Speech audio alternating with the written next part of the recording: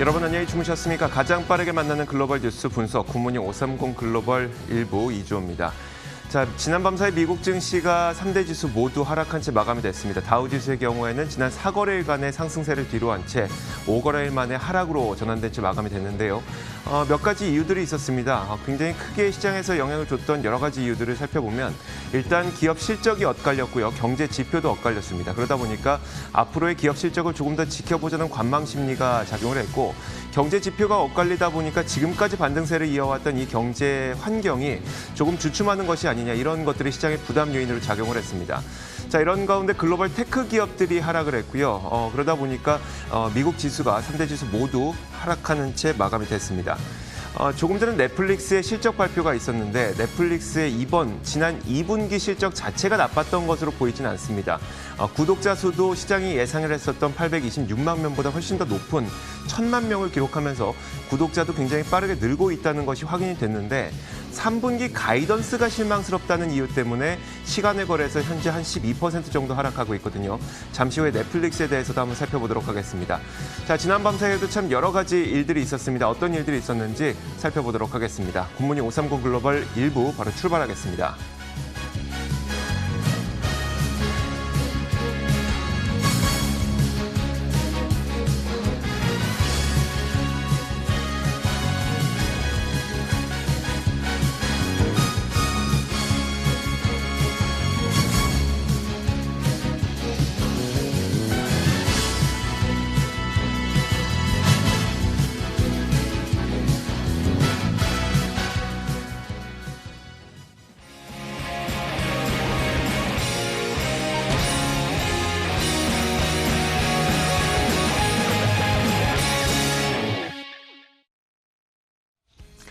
자, 미국 증시의 마감 동향부터 확인하겠습니다. 장혜증커 3대 지수가 어떻게 마감됐는지부터 정리해볼까요? 네, 현지 시간 16일 미국 3대 지수는 일제히 하락하면서 문을 닫았습니다.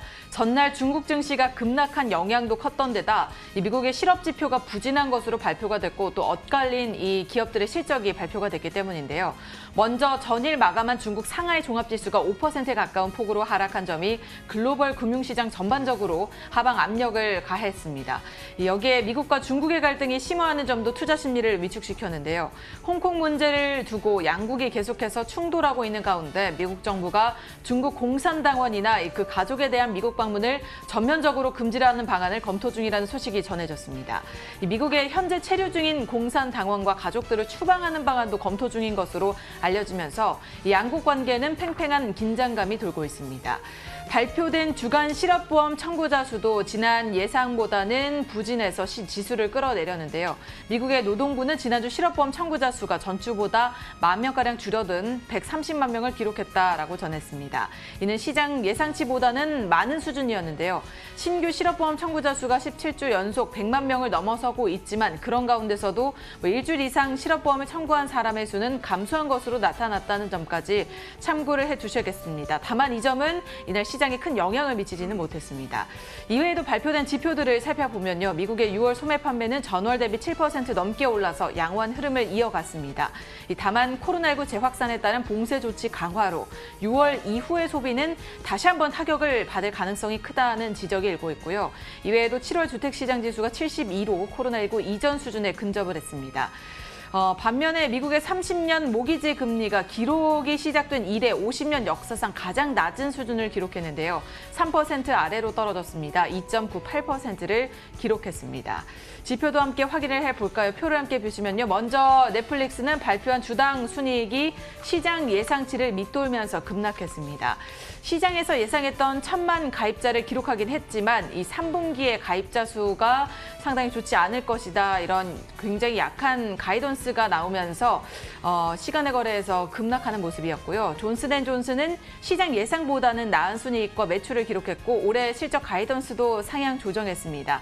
이 조정된 EPS를 보시면 1.67달러로 시장 전망을 웃돌면서 이날 상승하는 모습이었습니다.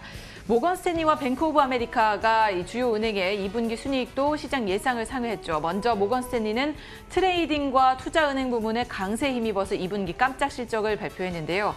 반면에 뱅크 오브 아메리카 같은 경우에는 대규모 40억 달러의 대손 충당금 설정에도 시장 예상을 웃도는 이익을 거뒀다고 밝히기도 했습니다.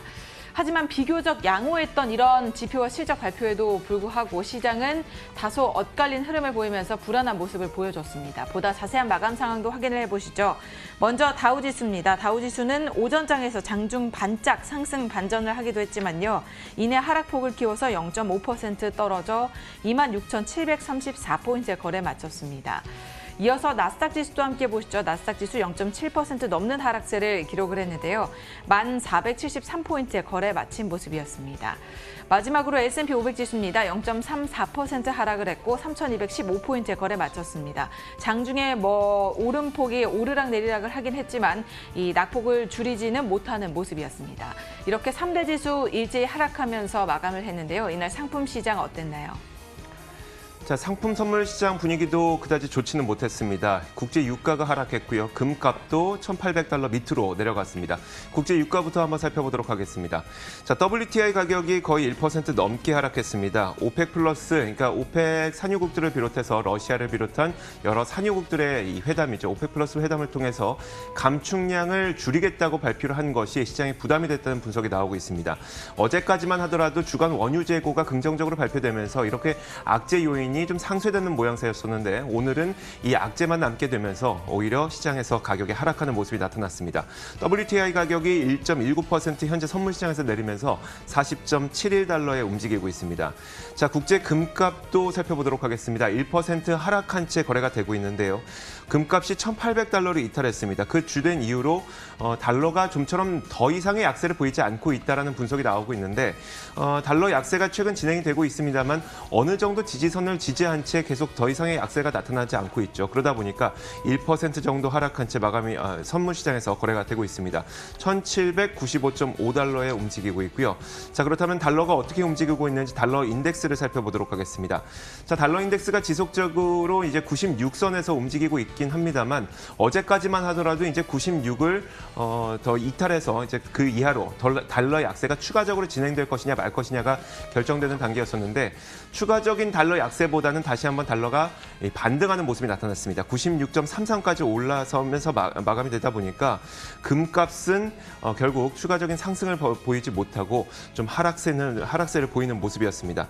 자, 마지막으로 10년물 국채금리도 한번 살펴보도록 하겠습니다.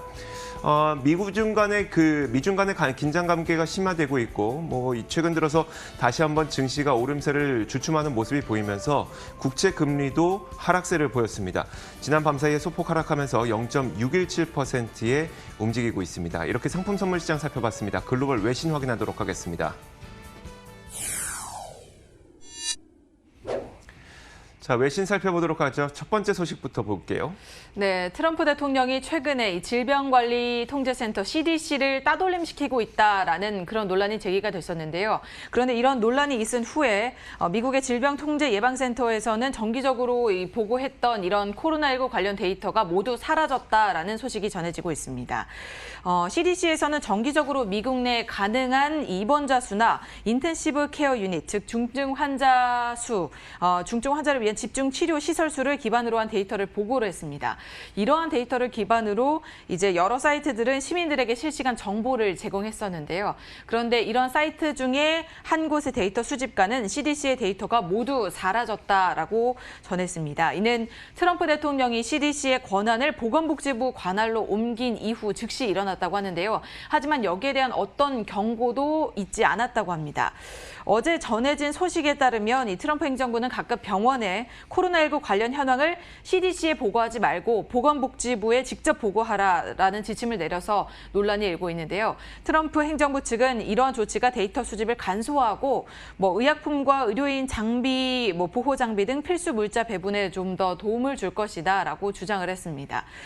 일각에서는 이 같은 조치를 두고 CDC 왕따시키기 아니냐, 따돌림하는 거 아니냐라는 주장도 제기되고 있는데요. 이전에 트럼프 대통령은 이 봉쇄 유지를 주장하며 코로나 사태의 심각성을 경고하는 CDC와 수차례 대립각을 벌인 바 있습니다. 다만 이 다수의 보건 전문가들이 이를 두고 코로나 관련 데이터가 정치적으로 이용되거나 일반 국민들에게 투명하게 공개되지 않을 시에 대해서 상당히 우려하는 상황입니다. 자, 지난 밤 사이 미국 시장에 부담을 줬던 요인 가운데 하나가 바로 엇갈린 경제 지표였습니다.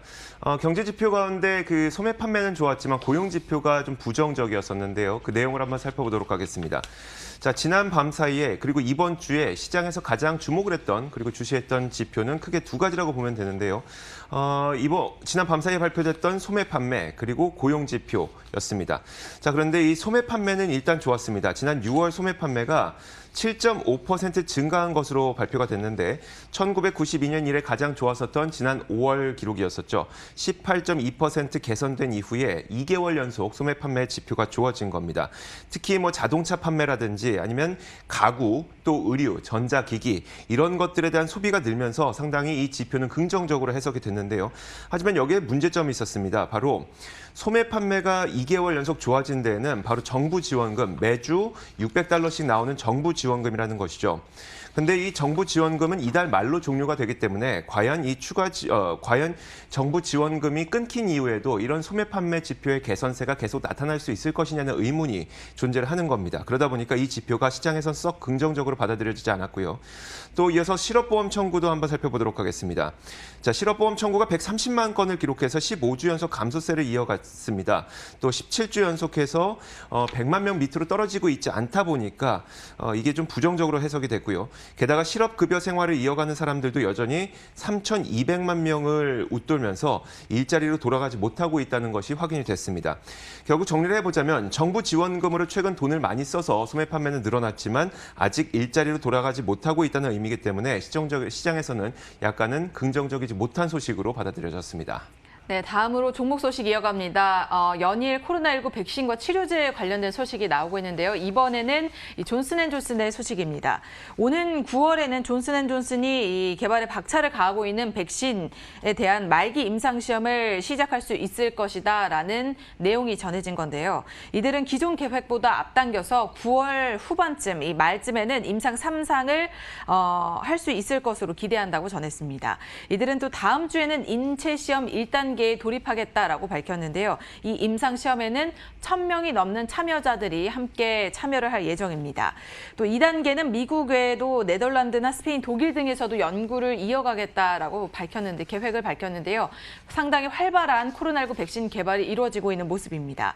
이전에 이 회사 측에서는 백신 개발이 성공적으로 진행이 된다면 내년 4월에는 6억 명분에서 9억 명분의 백신을 생산할 수 있다라고 밝힌 바 있죠. 이날 공교롭게도 존슨앤존슨은 또 실적을 발표했는데요. 다행히 2분기 제약 부문 매출 호조에 힘입어서 기대 이상의 순이익을 거둔 것으로 나타났습니다. 또 올해 이 향후 순이익 전망도 가이던스도 상향 조정을 했습니다. 자, 어제 시장에서는 유례없는 일이 발생을 했었죠. 일론 머스크, 빌 게이츠, 버락 오바마 이런 유명 인사들의 트위터 계정을 해킹해서 사기꾼들이 사기를 치고 있는 그런 사태가 발생을 한 겁니다. 워낙 큰 사건이다 보니까 FBI에서도 이미 조사에 들어갔다고 하는데 외신들을 보다 보면 이제 트위터가 해킹될 정도라면 다른 테크 기업들도 안전하지 않다는 이야기가 나올 정도로 이번 사안에 대해서 좀 심도 깊게 다루고 있습니다. 그렇다면 이번 사건을 계기로 과연 글로벌 테크 기업들 좀 팔아야 될 때인 것인가라는 야후파이낸스의 기사를 한번 소개시켜드리도록 하겠습니다. 결론부터 말씀드리자면 야후파이낸스에서는 아니다. 그들의 성장성에 오히려 집중을 해야 될 때다라고 평가를 내리고 있는데요. 자, 글로벌 테크 기업들은 워낙 거대한 그 경제적 해자를 갖고 있죠. 그러다 보니까 글로벌 IB 가운데 하나인 코엔에서는 이번 개별 사건으로 테크 기업에 대한 비율을 바꿔야 할 이유를 모르겠다라고 평가를 했습니다. 왜냐하면 그들은 아주 강력한 미래 성장성을 갖고 있기 때문이라고 설명을 했는데요. 자, 이어서 리버프론트 인베스트먼트 그룹에서도 오는 2분기 실적을 보자면 S&P 기업들의 총 매출이 10% 정도 줄어들 것으로 예상이 되는데 그런 가운데 글로벌 테크 기업들은 오히려 그 매출세가 유지가 되거나 아니면 많아야 1% 정도밖에 하락하지 않을 것이다 라고 하면서 그들의 성장성에 주목해야 된다는 점을 지적했습니다. 그렇기 때문에 해킹 사건으로 그들의 펀더멘털이 훼손되지는 않을 것이라는 분석인데요. 트위터는 이날 장 시작 전만 하더라도 이 보안에 대한 우려 때문에 5%가량 하락하기도 했지만 시간 외에서는 하락했지만 장중 낙폭을 줄이면서 1% 하락으로 마감되기도 했습니다. 자, 이렇게 글로벌 외신들 살펴봤습니다. 맨해튼 나우 이어가도록 하겠습니다.